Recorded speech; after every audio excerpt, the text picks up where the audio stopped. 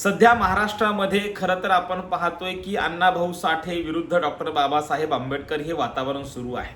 आणि याच काळामध्ये दोन्हीकडील समुदाय जे आहे ते जाणीवपूर्वक काही विधानं करत आहेत. तर त्यातलं पहिलं आत्ता ताजं उदाहरण असं आहे की डॉक्टर बाबासाहेब आंबेडकरांचा 1952च्या सार्वत्रिक निवडणुकीमध्ये पराभव झाला होता. या पराभवाला कारणीभूत अण्णाभाऊ साठे होते असा आरोप केला जातोय. हा आरोप खरा होता का पराभवाला दुसरे कोणी जबाबदार होते, ते कारणीभूत होते? या व्हिडिओच्या माध्यमातून आपण पाहणार आहोत. नमस्कार, मी डॉक्टर नागराज मगरे, शब्दयोद्धा लाईव्ह मध्ये आपल्या सर्वांचं मनपूर्वक स्वागत. खरं तर आपण पाहतोय की अण्णाभाऊ साठे आणि डॉक्टर बाबासाहेब आंबेडकर यांचं काय नातं होतं, काय जिव्हाळ्याचे संबंध होते, ते आपण पुढे पाहणारच आहोत.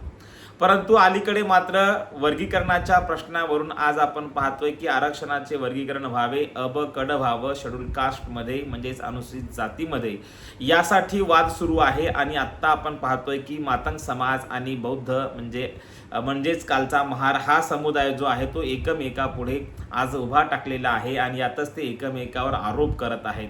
यातलाच एक आरोप आपल्याला पाहता येते की अण्णाभाऊ साठे हे 1952च्या सार्वत्रिक निवडणुकीमध्ये डॉक्टर बाबासाहेब आंबेडकरांच्या पराभवाला कारणीभूत होते असं म्हटलेलं आहे. खरं तर आपण पाहतोय की डॉक्टर बाबासाहेब आंबेडकरांचा पराभव हा भंडाऱ्यातून पण झालेला होता आणि डॉक्टर बाबासाहेब आंबेडकरांच्या वारसाला आजही पराभवाला अनेक वेळा सामोरं जावं लागलं होतं. परंतु आज तो इतिहास आपण थोडा बाजूला ठेवूयात. खरंच अण्णाभाऊ साठे या पराभवाला कारणीभूत होते का, हा प्रश्न मात्र आपल्या समोर फार महत्त्वाचा असणार आहे.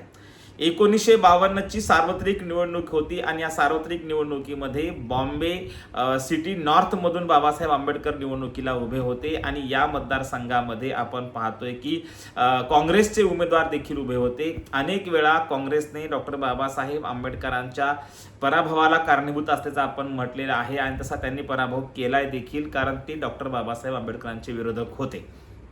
त्यामुळे विरोधकांनी केलेल्या जे काही खेळी असतील, जे काही असेल, तर ते खरं तर मान्य करावं लागेल की त्यांनी बाबासाहेबांचा पराभव केला. परंतु आत्ता नवभूत जे आहे ते इथल्या दलितांच्या मानगोटीवर बसले, ते म्हणजे अण्णाभाऊ साठे या पराभवाला कारणीभूत होते असं काहींनी म्हटलेलं आहे. आता हे काही अंशी खरं आहे, परंतु त्याआधी आपल्याला पाहायचं की या मतदारसंघामध्ये काँग्रेस आणि शेड्यूल कास्ट फेडरेशन आणि इकडे आपण पाहतोय की कम्युनिस्ट पक्षांचे उमेदवार कोण होते आणि यांना कशी मते पडलेली आहेत. तर आपल्याला सांगता येते की एकेकाळी डॉक्टर बाबासाहेब आंबेडकरांचे सहाय्यक म्हणून राहणारे, सहकारी म्हणून असलेले नारायण सदोबा काजरोळकर हे निवडणुकीला उभे होते आणि त्यांना जवळपास 1,38,137 मते पडलेली होते आणि हे काँग्रेसकडून उभे होते. तर दुसऱ्या नंबरला आपण पाहतोय की डॉक्टर बाबासाहेब आंबेडकर उभे आहेत आणि त्यांना जी मतं पडली आहेत 1,23,576 मते बाबासाहेबांना पडलेली आहेत. आणि doctor Babasaheb Ambedkar schedule caste फेडरेशनवरच्या या पक्षाच्या याच्यावरती उभे आहेत. आणि तिसऱ्या नंबरला आपण पाहतोय कम्युनिस्ट पक्षाचे श्रीपाद अमृत डांगे उभे आहेत आणि त्यांना मते पडलेली आहेत 96,755 मते. आता बाबासाहेबांचा पराभव जो आहे तो जवळपास 14,000 मतांनी होतो. मग या ठिकाणी आपल्याला सांगता येतं की डॉक्टर बाबासाहेब आंबेडकरांच्या पराभवाला काँग्रेस कारणीभूत आहे असं आपण नेहमी म्हणत असतो की 14,561 मतांनी बाबासाहेबांचा पराभव झाला. या पराभवाला काँग्रेस कारणीभूत होती हे नाकारता येत नाही, ते विरोधामध्येच होते आणि कायम बाबासाहेबांना विरोध काँग्रेसने केला हे सूर्यप्रकाश इतकं सत्य आहे. परंतु आता इथे मात्र अण्णाभाऊ साठे कारणीभूत कसे आहेत, तर आता अलीकडे काही लेखकांनी आणि काही अभ्यासकांनी मतं मांडलेली आहेत, ती नाकारता येत नाहीत. अण्णाभाऊ साठे यांनी कम्युनिस्ट असल्या कारणाने त्यांनी श्रीपाद अमृत डांगे यांचा प्रचार केलेला होता आणि कम्युनिस्ट पक्षाचा प्रचार केलेला होता, त्यामध्ये त्यांचा पराभव झालेला आहे. आता मुद्दा असा आहे की डॉक्टर बाबासाहेब आंबेडकरांचा प्रचार न करता त्यांनी कम्युनिस्ट पक्षाच्या श्रीपाद अमृत डांगे यांचा प्रचार केला होता, हे सत्य आहे, हे कोणी नाकारत नाही. पण याचा अर्थ असा आहे का की डॉक्टर बाबासाहेब आंबेडकरांच्या बाबतीत अण्णाभाऊ साठे यांच्या भावना काय होत्या, त्यांच्या भावना खरंच वाईट होत्या का, हे आपल्याला मात्र सांगता येते. एखाद्या महापुरुषाची किंवा एखाद्या व्यक्तीची एखाद्या विषयावर 2 मतं असू शकतात.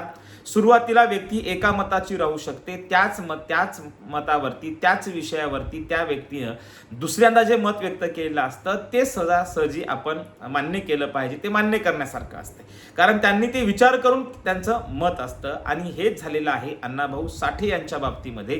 आपण पाहतोय की अण्णाभाऊ साठे यांनी कम्युनिस्ट पक्षाचा प्रचार केला, परंतु 1952च्या सार्वत्रिक निवडणुकीच्या नंतर जर आपण विचार करायला गेलं तर अण्णाभाऊ साठेंच्या विचारामध्ये प्रचंड बदल झालेला आहे आणि परिवर्तन झालेलं आहे. जर डॉक्टर बाबासाहेब आंबेडकरांबद्दल त्यांना द्वेष असता तर त्यांनी 1959ला त्यांची फकीरा नावाची कादंबरी प्रकाशित होते आणि ही कादंबरी जी आहे ती डॉक्टर बाबासाहेब आंबेडकरांना ते अर्पण करतात. दलितांचा दीनबंधू डॉक्टर बाबासाहेब आंबेडकर असं म्हणून त्यांनी ही जी काही फकीरा नावाची कादंबरी आहे ती बाबासाहेबांना 1959ला अर्पण केलेली आहे.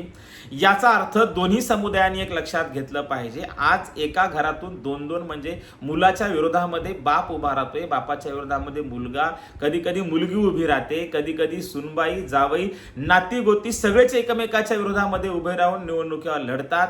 अनेक वेळा निवडणुका जिंकून येतात. सख्या मुलाचा, सख्या मुलीचा पराभव बाप करतो, कधी कधी बापाचा पराभव लेकरं करतात. असं लोकशाहीमध्ये होत असते, हे आपल्याला नाकारता येत नाही. म्हणून अण्णाभाऊ साठे यांना आरोपीच्या पिंजऱ्यात उभं करून अण्णाभाऊ साठेंच्या बाकीच्या बाबासाहेबांप्रती असलेल्या प्रेमाला आपण नाकारू शकत नाही. हे मात्र तितकंच सत्य सगळ्याच समुदायानं स्वीकारलं पाहिजे. आता मुद्दा असा आहे की 52ची निवडणूक आहे. कम्युनिस्टांचा प्रचार अण्णाभाऊ साठेंनी केलेला आहे आणि 1959ला त्यांची फकीरा नावाची कादंबरी प्रकाशित होते आणि ही कादंबरी ते अर्पण करताना अर्पण पत्रिकेत म्हणतात की दलितांचा दीनबंधू डॉक्टर बाबासाहेब आंबेडकर यांना ती अर्पण करतात. आणि त्यानंतर आपल्या लक्षात येणं गरजेचं आहे की 1959ला जर अण्णाभाऊ साठे बाबासाहेबांना फकीरा कादंबरी अर्पण, आणि आपण अर्पण कादंबरी कोणाला करतो? अतिशय आपल्या जवळच्या माणसाला अर्पण करतो. एखादं पुस्तक असो, कादंबरी असो, काही असो, की आपण ती अर्पण करतो याचा अर्थ त्या व्यक्तीप्रती आपलं प्रचंड प्रेम असते. म्हणून हे नाकारता येत नाही की अण्णाभाऊ साठेंचं प्रेम बाबासाहेबांवरती होतं. जर आपण असं नाकारू तर ती डॉक्टर बाबासाहेब आंबेडकरांप्रती आणि अण्णाभाऊ साठेंप्रती खरं तर ही कृतज्ञता होऊ शकते. आणि म्हणून अण्णाभाऊ साठेंना आरोपीच्या पिंजऱ्यात उभं न करता एक राजकारण आहे आणि राजकारणामध्ये नक्कीच एकमेकाच्या विरोधामध्ये उभं राहावं लागतं. कधी कधी तसं भाष्यही करावं लागतं. तसं पाहायला गेलं तर डॉक्टर बाबासाहेब आंबेडकरांनी ज्या समुदायासाठी सर्वाधिक हस्ताख्या खाल्ल्या, अशा त्यांच्या समुदायातील एखाद्या व्यक्तींनी त्यांचा पराभव केलेला आहे, हे आपण नाकारू शकतो का? त्यांच्या वारसदारांना आज अनेक वेळा पराभवाला सामोरं जावं लागतं आणि हा पराभव करण्यापाठीमागे त्यांच्या समुदायाची लोक असतात, हे देखील आपण नाकारत नाही. एकूणच काय तर राजकारणामध्ये पराभव होत असतात, विरोधक पराभव करण्यासाठीच उभे असतात, परंतु सत्य हे नाकारता येत नाही. ज्या पद्धतीने अण्णाभाऊ साठेंना आपण आरोपीच्या पिंजऱ्यात उभं करत आहोत, तेच अण्णाभाऊ साठे पुढे 1959ला आपली कादंबरी अर्पण करतात आणि जग बदल घालून गाव सांगून गेले मज भीमराव असं म्हणायलाही ते विसरत नाहीत. अशा अण्णाभाऊ साठेंना आपण नाकारणं किंवा त्यांच्या बाबासाहेबांप्रती असलेल्या प्रेमाला नाकारणं हे कुठेतरी एक अण्णाभाऊ साठेप्रती देखील आपण एक कृतज्ञता व्यक्त करतोय की काय ही शक्यता नाकारता येत नाही. आणि म्हणून आज ज्या पद्धतीने सोशल मीडियामध्ये मातंग समाज असेल किंवा इकडे महार अर्थात बौद्ध समाज असेल, या दोघांचं चालू असलेलं भांडण आणि या भांडणामध्ये दोन्ही महापुरुषांना ज्या पद्धतीने दोन्हीकडील लोक एकमेकाला खेचत आहेत, त्यांच्याबद्दल विधानं वाईट करत आहेत, अशाने एक लक्षात घ्यावं की तुम्ही ज्या पद्धतीने विधानं करताय तसा इतिहास नसतो. तुम्ही ज्या पद्धतीने मांडताय तसा इतिहास नसतो. इतिहास तुम्हाला मान्य करावा लागेल. लोकशाहीत पराभव होत असतात आणि खरं तर अण्णाभाऊ साठेंपेक्षाही काँग्रेस याला कारणीभूत आहे, या पराभवाला कारणीभूत आहे. अशा काँग्रेसला आपण कुठेच आरोपीच्या पिंजऱ्यात उभं करत नाही, परंतु डॉक्टर बाबासाहेब आंबेडकरांना ज्यांनी आपली कादंबरी अर्पण केली प्रेमापोटी, त्या व्यक्तीला मात्र आपण आरोपी म्हणून उभं करत असाल तर हे चुकतंय. आणि म्हणून आपण पाहतोय की अण्णाभाऊ साठे हे आधी कम्युनिस्ट होते, नंतर ते कम्युनिस्ट राहिले का, हा खरं तर शोधाचा, संशोधनाचा आणि चिंतेचा आणि चिंतनाचा मुद्दा आहे. जर अण्णाभाऊ साठे शेवटपर्यंत कम्युनिस्ट होते तर याच कम्युनिस्ट लोकांनी त्यांचा जो अंतिम विधी आहे किंवा त्यांचा जो अंतिम काळ आहे, या काळामध्ये त्यांना या कम्युनिस्ट लोकांनी किती जपलं होतं हे विरोधकांनी, हे अभ्यासकांनी शोधून काढावं. अण्णाभाऊ साठे यांचं निधन, त्यांचा शेवट कसा झाला, त्यांच्या आयुष्याचा शेवट कसा झाला, यांचा शोध मातंगाने देखील घेतला पाहिजे. ज्या पद्धतीने ते डोक्यावर घेत आहेत अण्णाभाऊ साठे यांच्या या कम्युनिस्ट पक्षांच्या लोकांना, त्याच लोकांनी अण्णाभाऊ साठेंच्या बद्दल काय केलं, याच डांगेंनी अण्णाभाऊ साठेंना शेवटच्या काळात किती मदत केली किंवा कम्युनिस्ट पक्षानं त्यांना किती सहकार्य केलं हे शोधावं आणि शोधून खरं तर चिंतन करावं, हीच खऱ्या अर्थानं या दोन्ही महापुरुषाप्रती प्रामाणिकपणा आणि त्यांच्याप्रती असलेली कृतज्ञता व्यक्त करण्यात येईल. नाहीतर आपण कृतज्ञ आहोत असंच म्हणता येईल. धन्यवाद.